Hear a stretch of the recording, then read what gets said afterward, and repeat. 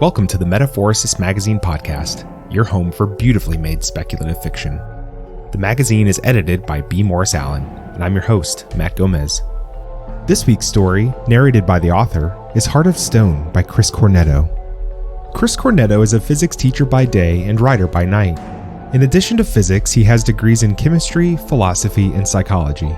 He likes exploring ethical questions through fantasy settings and enjoys long walks with small dogs. Let's jump in. Light filtered through the debris, igniting a spark in his crystalline heart. Bending all his will to the effort, the little golem opened his eyes. Pink, hazy dawn, or perhaps twilight, filtered through a cloud of dust motes. It was barely light at all, yet it set his body thrumming, energy tingling through silicon veins. The light soaked into his heart and filled it with life. He tried to move his arms, his legs, but he was too weak. He tried to check if he still had limbs, but he couldn't lift his head. Even his thoughts trickled like tar. How long had his core been dim? Where was he? From above came scraping and grunting, a rustle of debris as pebbles tumbled down. More light squeezed through the gap, and the gears of his mind began to turn. Grand, he thought. My name is Grand. He was a clay, a stone singer, a servant of the Lord of Earth, and he had failed his master. Somehow, Grand had to make his way home. He wondered if the master would be surprised to see him after so many centuries. How many had it been?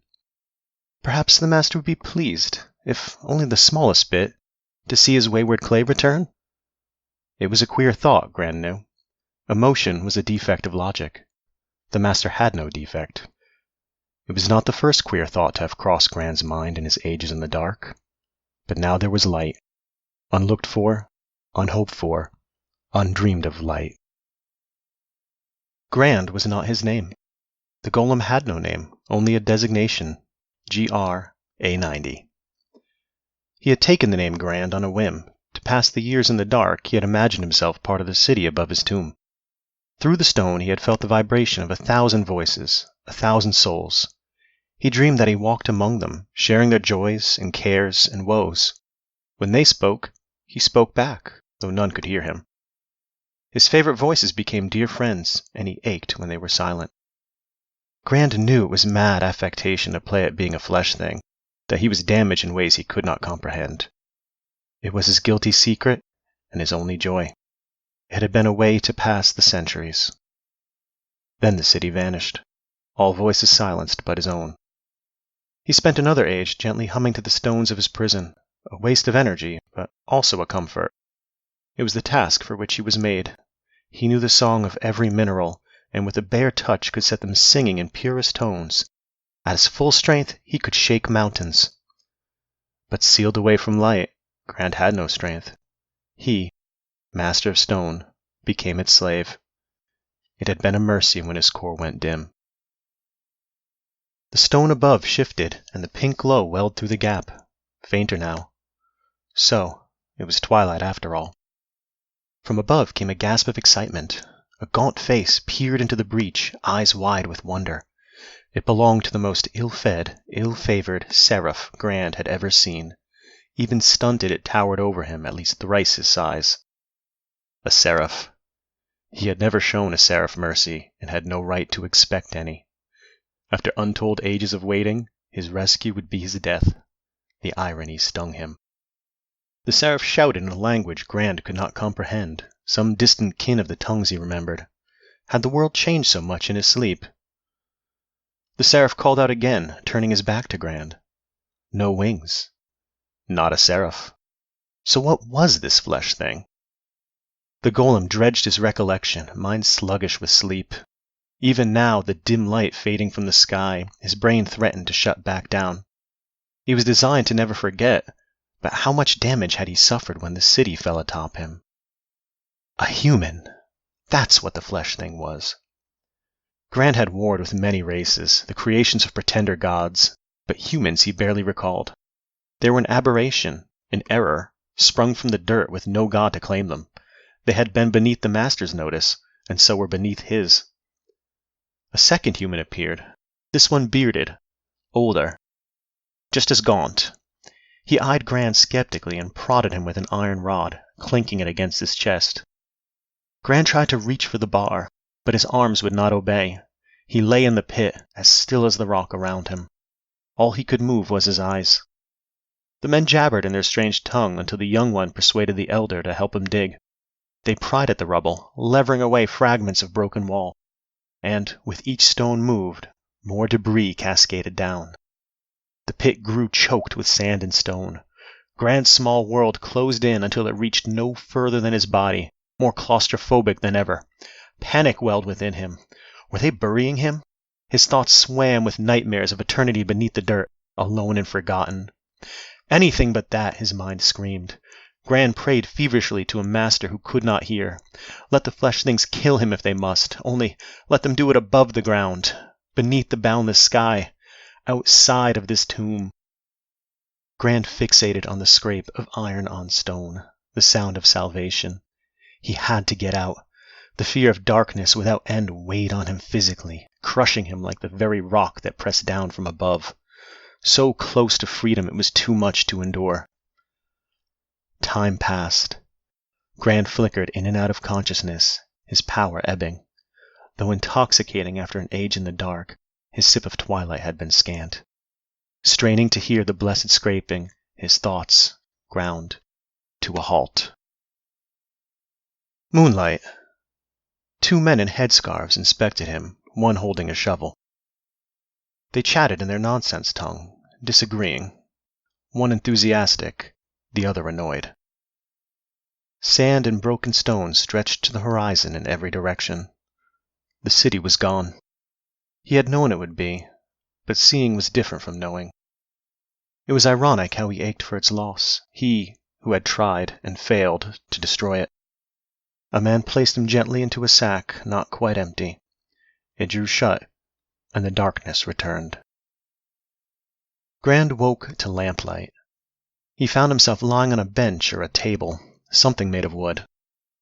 Even had he the strength to move, Gran had no power over wood. Its structure was messy and random compared to the beautiful order of stone. Voices argued. Gran tried to look around, but couldn't. He was sprawled amidst knickknacks and rubbish. He heard the men who had found him bickering with a third. No, not bickering. Haggling. Haggling over the junk on the table with which he had shared a sack. They haggled over a brooch, a buckle, an ivory comb, a granite face chiseled off some capital or lintel, the hilt of a long rusted sword, and so on. All sorts of rubbish. The men who found Gran were scavengers, which made him salvage. He, a clay, mighty to the master's tools, was now junk, pulled from the refuse heap of history.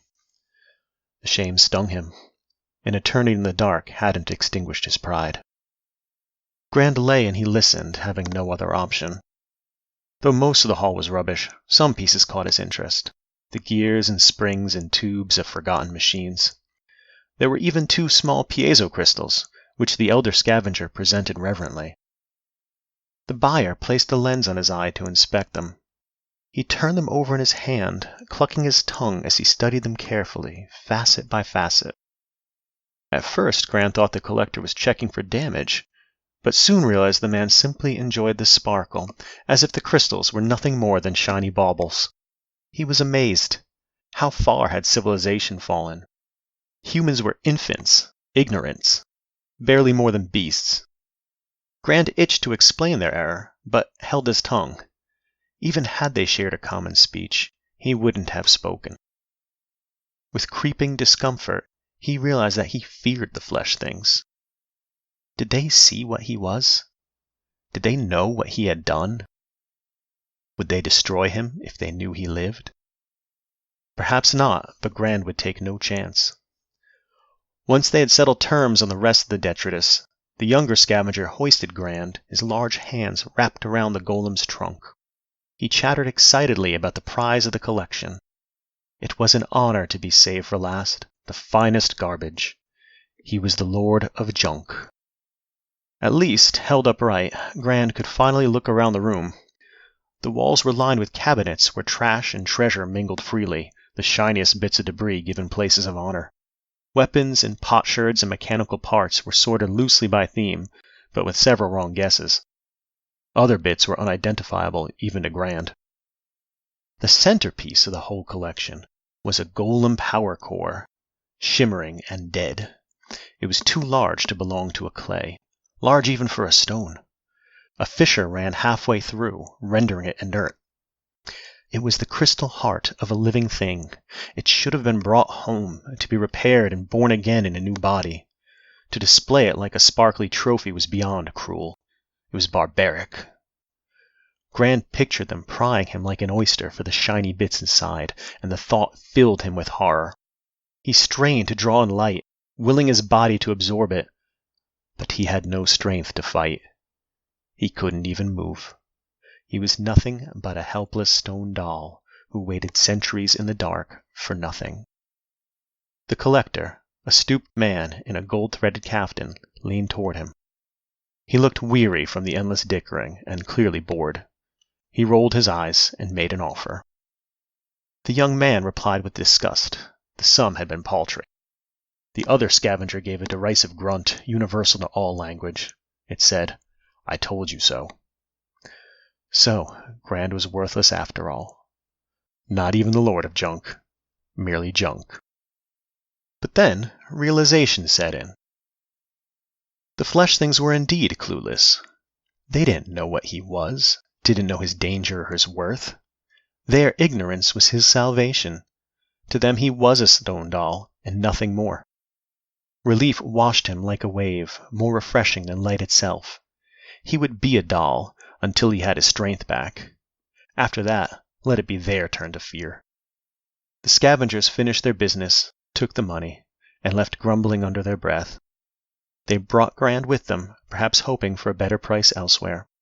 He'd never been so pleased to be stuffed into a sack. Grand had traded one prison for another, but at least this one had light. Precious light. His new prison had walls of mud brick and stucco, with windows open to the sky. Outside was a neighborhood of similar houses, whitewashed, flat-roofed, 2 stories tall. They ran in neat rows along a terraced hillside beneath an endless blue sky. The scavengers left Grand in the downstairs room, a living area with a kitchen to one side. A doorway peeked into an adjacent workshop, while stairs led upwards, disappearing into mystery. Though the living room was spacious, the furnishings were sparse. The scavenger's home felt hollowed out, full of empty places where things should be. What remained was a table and chairs, some sackcloth bedding, shelves of crockery, resentment, and the lingering embers of faded hope. The ragged scavengers were father and son. The son had a ragged wife, and together they had a ragged little girl. On the mantel, behind a votive candle, sat a painted wooden soldier, but there was no ragged boy to play with it. From his perch on the shelf, Grand watched the drama of their lives unfold. Their words meant nothing to him, but their tones, their expressions, told him everything. Though the old man walked and breathed, he was already dead. He spent his time in the workshop, puttering over junk as if he could restore its lost worth. He avoided his family, even slept in the workshop. The son was a disappointment to both father and wife, and by the way he hung his head around them, he knew it. He was a dreamer, always hoping the next haul would restore them to better times. His wife kept him grounded with her scowls. As for the woman, she was proud and bitter. Though her dress was a rag, the bangles on her wrists were pure silver. Grand could tell by the way they clinked and chimed. She found labor distasteful and had no words but sharp ones. Sometimes, while the others slept at night, she cried. And then there was the girl, skinny and precocious. They called her Farah, and if there were any smiles in that house, they were for her. Even the old man warmed when she spied upon his work, though he pretended not to see her. Mostly, though, they ignored her. For want of an audience, she often spoke to Grand, chattering words of longing and wonder, whispering secrets he couldn't comprehend. She showed him her treasures, a rag doll, a top, some colored glass beads. She had a piece of granite, glittery with mica, that he rather liked. One time, She draped a garland of wildflowers around his shoulders. Though Gran couldn't fathom the purpose of the dead vegetation, it was the first gift he'd ever received. He wore it with confused and wary gratitude. Of course, the girl also spoke to the toy soldier, but nervously, and only when no one was looking. Gran wondered if she wasn't a touch daft. Regardless, she was the closest thing to a spark of light in that dismal house. After a week of milling about, the scavengers left on another expedition. At last, Gran had a chance to explore the house. He had prepared for this day by flexing his limbs and testing his joints in his few unwatched moments. Though still feeble from centuries of light deprivation, his body functioned. It was a minor miracle, and he did not take it for granted.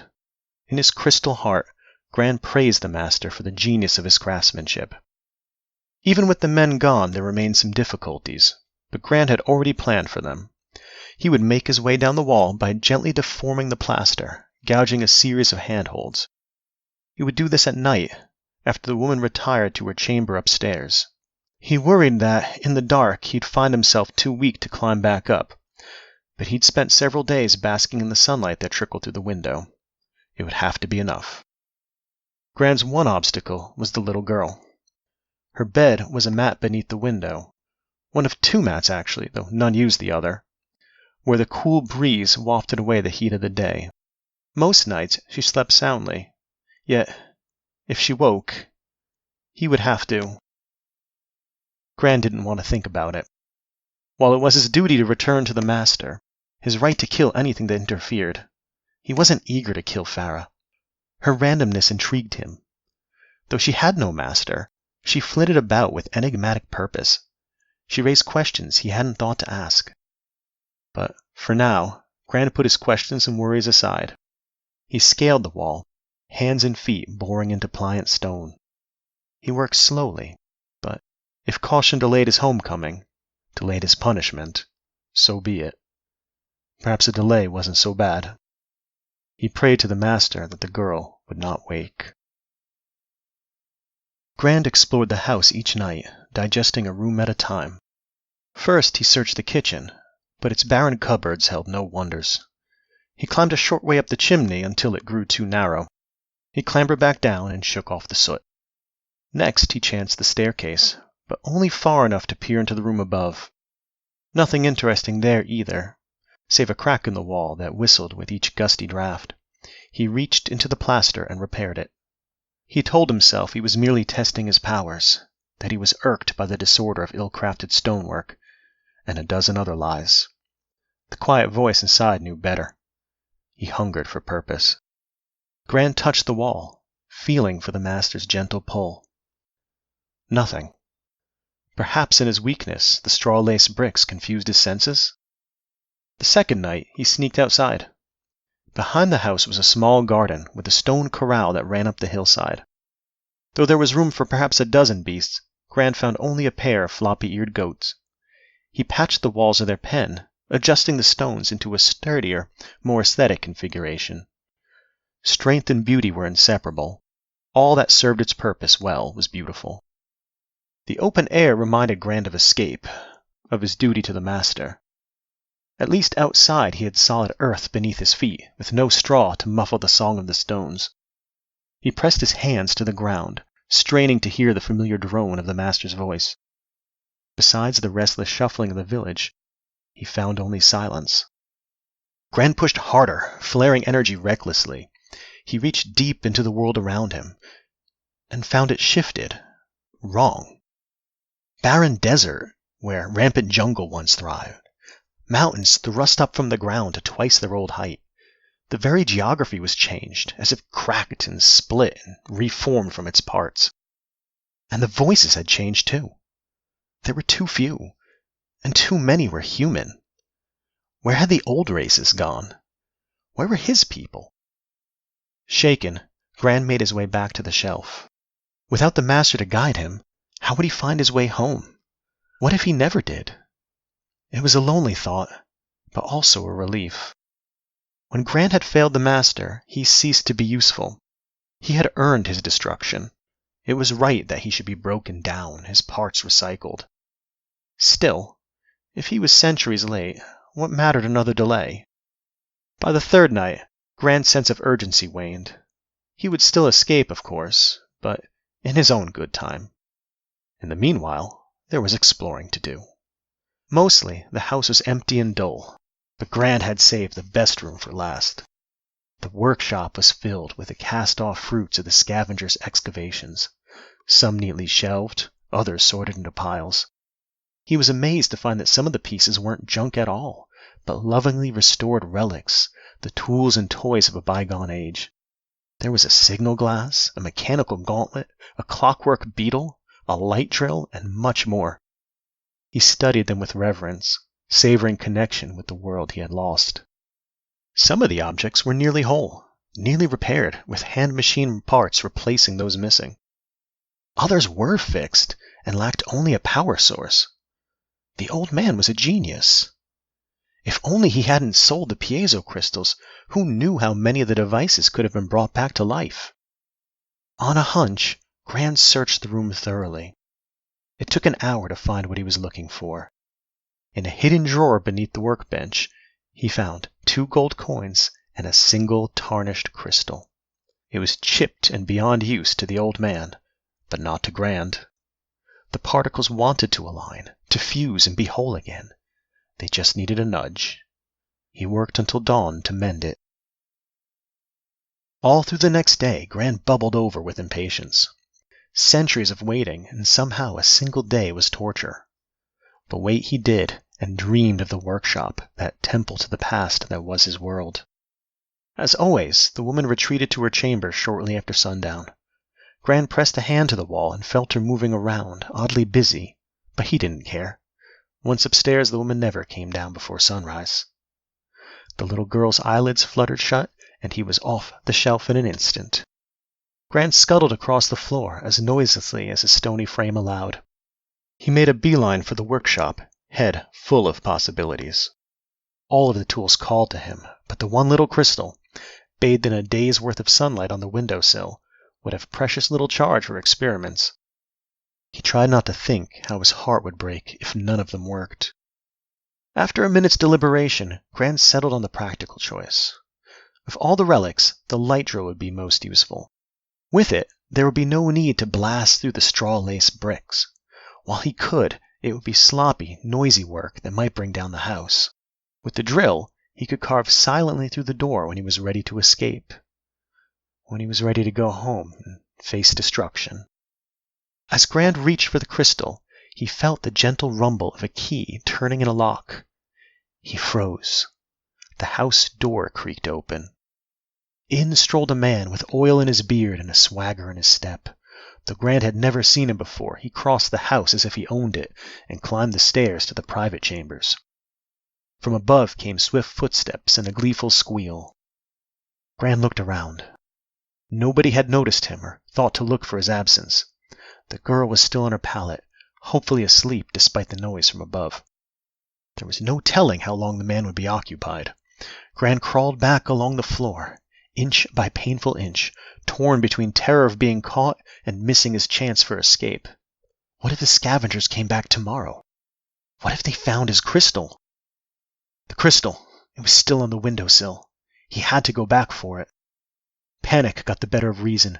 Grand turned and ran, clay feet clunking across the floor. He remembered Farah and skidded to a halt. Grand peeked at the girl. She rolled over but did not wake. Cursing his stupidity, he scurried briskly through the shadows, not pausing until the precious crystal was tucked safely in the secret drawer. From there he made his way back to the other room, this time with caution, achingly slow. Upstairs, the animal grunts and moans gave way to silence. Grand felt for his subtle handholds and scaled the wall. He crawled across the shelf and climbed to his feet, resuming his usual position. Below Grand stood the little girl, peering up at him with wide, curious eyes. She stood on her toes and stretched toward him. He was discovered, doomed. It was her life or his. Kill her and flee. Reach into the stone and bring the whole house down around them. He would be buried all over again, but he would be safe. Safe in a tomb. Grand's mind raced in frantic circles. Goaded by fears of death and imprisonment, he was paralyzed. The little girl poked him and giggled. For several more days the scavengers did not return, though Oilybeard arrived nightly. Farah used the opportunity to make Grand her plaything. It had been a near thing when she dragged him from the shelf. He wasn't so much lowered as dropped, and had almost crushed her beneath his stony bulk. Though he only reached her waist, he was nearly her match for weight. Next, she had lugged him outside, and with more strength than he expected, hoisted him into a little two-wheeled barrow. With it, she hauled him across the little village and beyond, jabbering to him the entire way. Grand understood not a word, but the sunlight was glorious. Day after day they came to the same spot, a meadow with a trickling stream on the shady side of the hill. The little village was blocked from view by a spur, but Grand could feel its vibrations, the sounds of life, through the soles of his feet.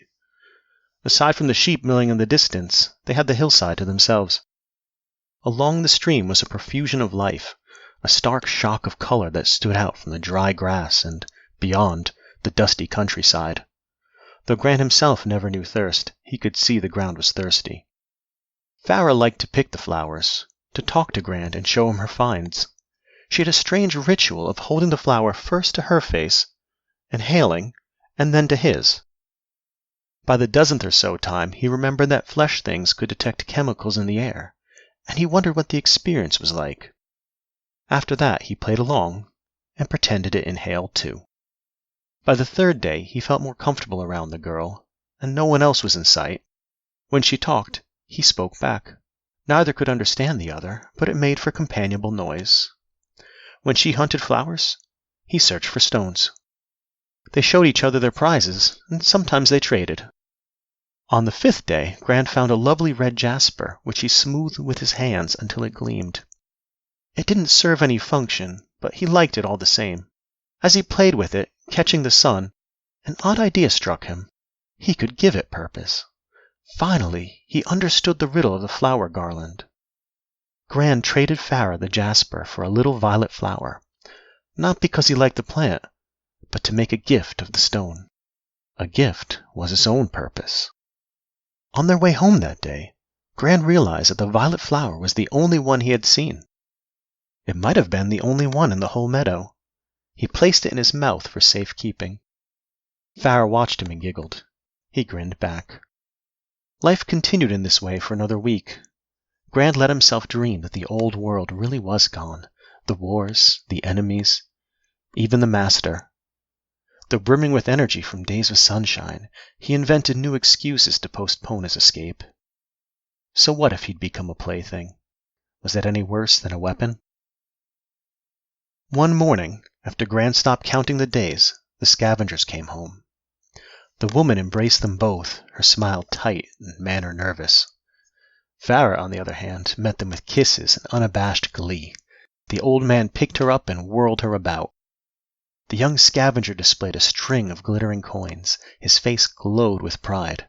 It had been a good haul. The woman's eyes grew wide, and for a moment she forgot her unease. She kissed him on the cheek, took some coins, and left toward the market. The old man walked over to Grand, who stood now on the floor. He eyed Farah with a frown. He asked her a sharp question, his manner stern. Farah lowered her eyes. She nodded and gave a shy reply, pointing out the door. She took a flower from her hair and gave it to him, a token of apology. The old man's frown cracked, hints of a smile crinkling around his eyes. He patted Farah's head and shooed her away. With the girl gone off to play, he picked up Grand and took him to the workshop. The old man looked Grand over with a critical eye. He spoke, but Grand knew the man spoke only to himself. He unrolled a bundle of new tools onto the table. Grand craned his neck ever so slightly, hoping to steal a glance. He saw tiny brushes, picks, chisels, and a delicate hammer. What was the man going to do to him? Old panic welled back up. The man would shatter him, pry out his heart. He would make a trophy of it. He would sell it to the collector. The chisel reached for Grand's face and softly tapped his cheek, the kiss of a feather. It shifted slightly and tapped again, twice more. Then the old man brushed him off and scuffed his cheek with a callous thumb. Grand held statue still, struggling to rein in his fear, his whirling thoughts. What was the man doing? He looked again at the tools, and this time he understood. They were sculptor's tools. He should have known. Every artifact in the room had been repaired, invested with time and care, with love. The man was a healer of machines. The old man placed a magnifying lens over one eye, and Grant saw himself in the distorted reflection. He saw what the man was fixing. Half of Grant's face was a shattered ruin. The old man labored all through the day and into the evening, stopping only when the woman brought him supper. It was better fare than their usual, and a more generous portion, but the man barely touched it. He was consumed with his work. In the glass reflection, Grant watched his new face take form. Tender, skilled hands shaped and smoothed his visage into something new, different, but beautiful in its own way. With his cheeks scraped down until they were even, his new face could not help but look gaunt. But the old man was an artist. With a gentle cast around the eyes and a little twist of a smile curling the edge of his stone lips, Grant thought his face looked kinder than before. In a way, he now resembled a human child. He looked like Farah if she were a boy. The old man finished his work, curled up on his cot, and wept. That night, the young man and his wife stayed up chatting in the kitchen, amicably for the first time Grant had seen. Once everyone thought her asleep, Farah crept off her pallet and tiptoed over to the workshop. She peered inside to wave good-night to Grant, a ritual he had come to enjoy. The girl saw him and gasped. She ran to the shelf, snatched the toy soldier, and hurried back to the workshop. She tried to press the toy into his hands. When he would not move to take it, she rested it reverently at his feet. Eyes watering, she kissed his forehead. She skipped around the room, making a circuitous route back to her bed. The moment she lay down, there came a knock at the door. It would be the man with the oily beard. Farah didn't like him, so neither did Grant. The conversation in the kitchen ceased. The man was perplexed, the woman terrified. He rose to answer the door. She dragged at him, pleaded with him, but he shook himself free. Before the man could reach the door, it opened on its own. In strode Oilybeard, tucking a key into his pocket. The young man's shock gave way to fury. His face turned red, then ugly purple. He pushed his wife away, and the other man laughed at him. They traded angry words. The young man moved to strike the other, who was much bigger than him. His wife hung from his arm, shrieking. Oilybeard didn't hesitate. He bowled the young man to the ground and began punching. Blood flew from his knuckles and flecked the floor. The woman shouted and tore her hair. The old man rose and watched from the doorway, hands shaking. But little Farah charged. It was insanity. There was nothing the girl could do to hurt a man that size, yet she screamed defiance and pummeled with her useless little fists. She leapt on his back, biting and clawing like a wild thing. Oilybeard grabbed a fistful of Farah's hair and dragged her off him. He tossed her roughly, and she tumbled across the floor. The girl climbed to her feet, heedless of her hurts, and again she charged. This time, the man was ready for her. He stopped her with a backhand that sent her sprawling. He stalked over and kicked her. The woman screamed. Farah rolled on the ground, clutching her belly. Grant's stony flesh tingled, his hands trembling like a human's. His crystal heart flared with an unpleasant new sensation. He had never felt it before, but he knew its name. Rage. Not caring if he was seen, Grant swung off the edge of the desk, dangling by one hand. He yanked the hidden drawer so hard that it broke loose. The coins tumbled past, but he snatched the crystal before it could fall. With one arm, he hurled himself back onto the desk, rolling to his feet. He brushed away tools, junk, and priceless relics, searching frantically. And then he found it. Grant slammed the crystal into the light drill. He wheeled around and pulled the trigger. As the big man aimed another kick, a searing beam raked his chest, charring clothes and flesh. He looked down in wide-eyed astonishment, sank to his knees, and fell. Curling black smoke rose from the wound. The woman and old man both rushed to Farah, cradling her protectively. The young man, nose smashed and lips split, struggled to sit up. He spat a bloody spray at the corpse. Farah curled, whimpering against the old man. The woman looked at him, eyebrows arched. The old man shrugged and pointed at the workshop. The woman picked up a candle and walked cautiously to the workshop door. She held the light inside and peered around the corner. Guiltily, Gran dropped the light trail, drawing the woman's gaze. She saw the toy soldier, and then she saw his face. Her knees buckled and her eyes rolled back into her head. She dropped, limp as the dead man. They buried the corpse in the goat field, did not speak of it again. The next day the woman refused to look at Grand, refused to remain in the house with him. She screamed and shrieked and wailed, casting an accusing finger at him. Nothing would console her. Nothing would satisfy her except for him to be gone. Reluctantly, against Farah's tears and protests, the young man returned Grand to the sack in which he had arrived. The old man frowned but did not object. They took Grand back to the collector and sold him. They bartered eagerly and settled for a poor sum, despite the beauty of his new face. After they left, the collector smiled to himself, pleased with his acquisition. He placed Grand in a box and sealed the lid. Alone in the dark, Grand sulked. Again he had failed. He had thrown away his chance at escape, risked his own survival, all to save a flesh thing. He, who had toppled their cities, cracked the very earth to kill them by the thousands. What had changed? For centuries, the Master's truth had been Grand's truth. Utility was value, and the flesh thing served no function. They were as random as lichen growing on rock, with no purpose but to exist and to spread. Their rampant variation was an affront to the blessed uniformity of stone. So why had he chosen Farah over himself? Maybe Grand was broken, delusional. Maybe in the Master's silence, he had finally heard his own thoughts. Or maybe he simply preferred Farah's truth to his own. To Farah, uniqueness wasn't error. It was beauty, something to be treasured. It was the only purple flower in a field. And though she had no master to guide her, to give her life meaning, she still had purpose. Grand understood this now.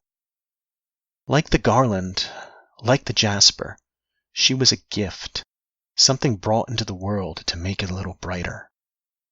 A gift was its own purpose.